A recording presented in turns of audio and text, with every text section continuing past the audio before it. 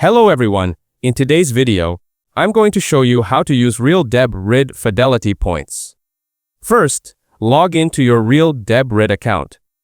Now, go to My Account and select Account Settings. Check your Fidelity Points balance. You can earn points by buying premium days or referring friends.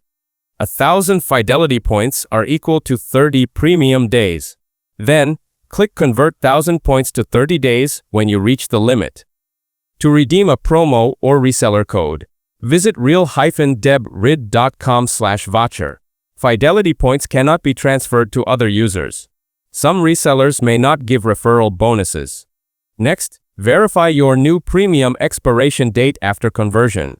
If the option does not appear, clear cache or use desktop mode. Check the affiliate page to monitor referrals and bonus points. That's it. Thanks for watching. Don't forget to like and subscribe for more videos.